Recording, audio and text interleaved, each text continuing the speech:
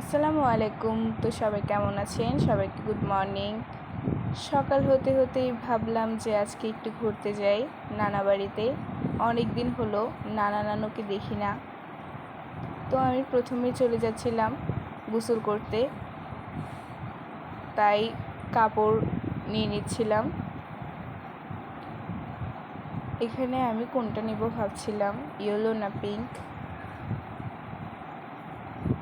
তো এখানে আমার খুবই ফেভারিট একটা জামা হলো পিঙ্ক,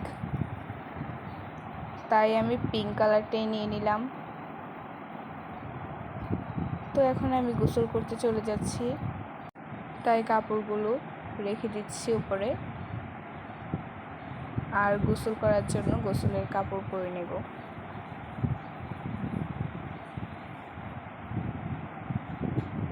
এখন আমি কাপড়গুলো ওয়াশিং মেশিনে দিয়ে দিলাম।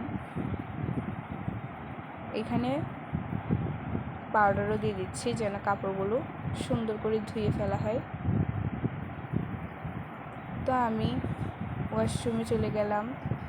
এটা আমার শ্যাম্পু, এটা দিয়েই আমি মাথায় দিই এবং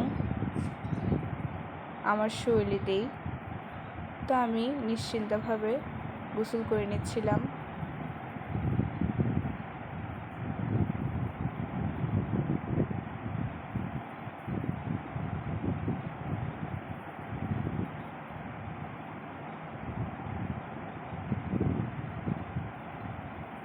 গোসল শেষে আমি বের হয়ে গেলাম। আমার সাথে কেন সবসময় এমন হয়, গোসল করার সময় আমি ঠিক এভাবেই পানিতে পিছলে পড়ে যাই। কোমরে অনেক ব্যথা পেয়েছি।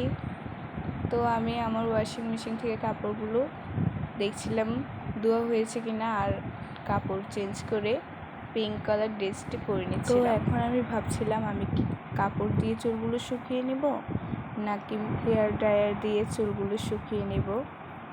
তো আমি ওয়াশিং মেশিন থেকে কাপড়গুলো নিয়ে চলে যাচ্ছিলাম।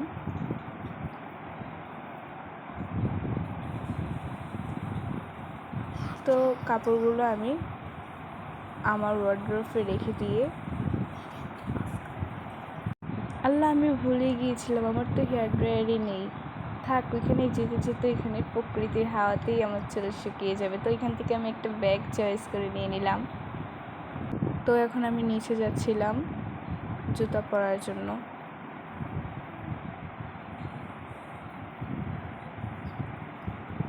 এখন আমি জুতা চয়েস করে পরে নিচ্ছি।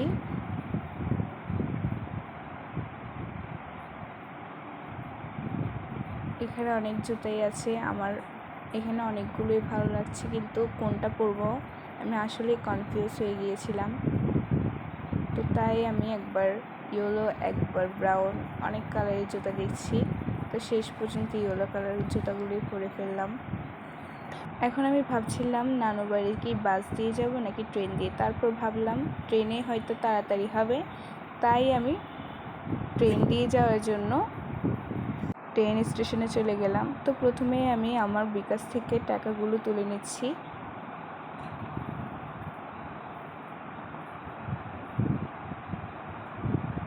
তো আমার বিকাশ থেকে টাকা তোলা হয়ে গিয়েছে,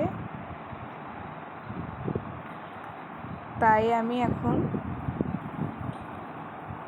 টিকিটটা হাতে নিয়ে আমি আমার টিকিটটা ওনাকে দিলাম। উনি ট্রেনের টিকিটটা ওইখানে লোকদের দিবে।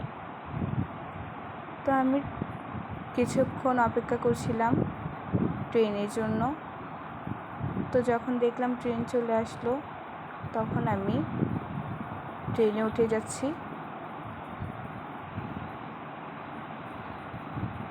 তো ট্রেনে উঠে গেলাম, উঠে আমি আমার সিটে বসে গেলাম।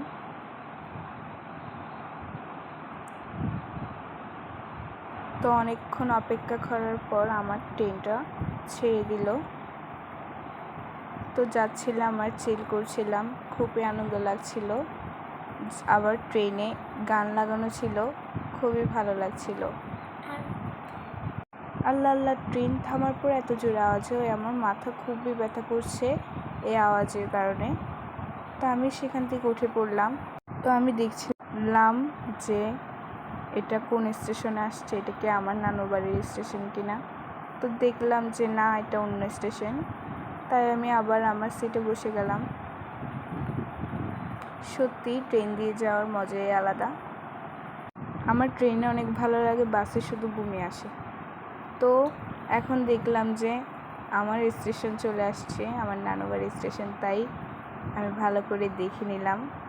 তো শেষ পর্যন্ত আমি ট্রেন থেকে নেমে গেলাম। ট্রেন থেকে নেমে এখন আমি স্টেশনটা দেখছিলাম।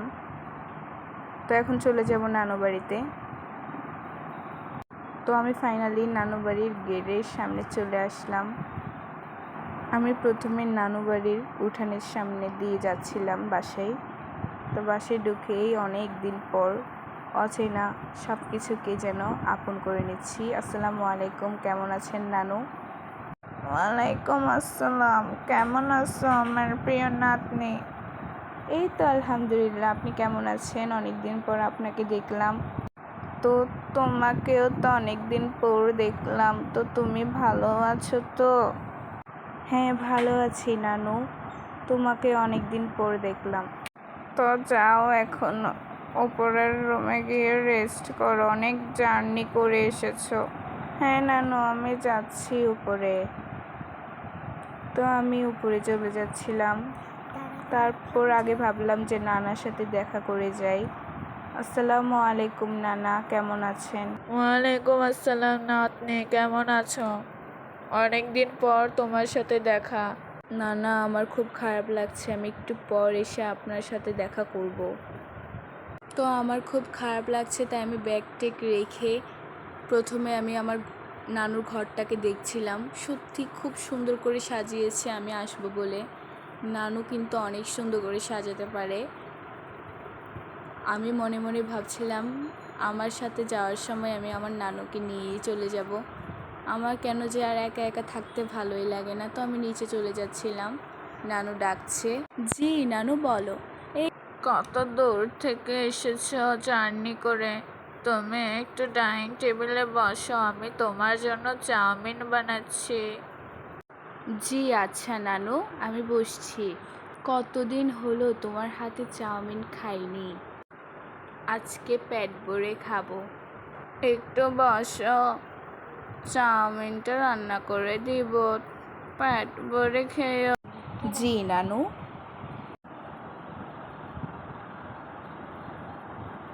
তো আমি চাউমিনটা রান্না করে দিচ্ছি।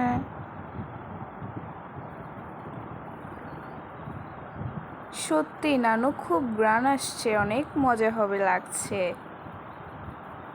কি বলো, এখনো তো হয়নি। না নানু, তোমার হাতে সব কিছুই যেন আমার ভালো লাগে।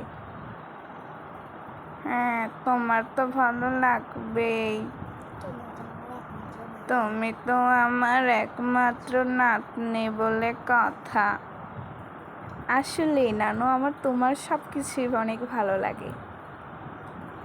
আমাকে কিন্তু বেশি করে দিবে, চাউমিন কিন্তু অনেক দিন পর তোমার হাতে খাবো।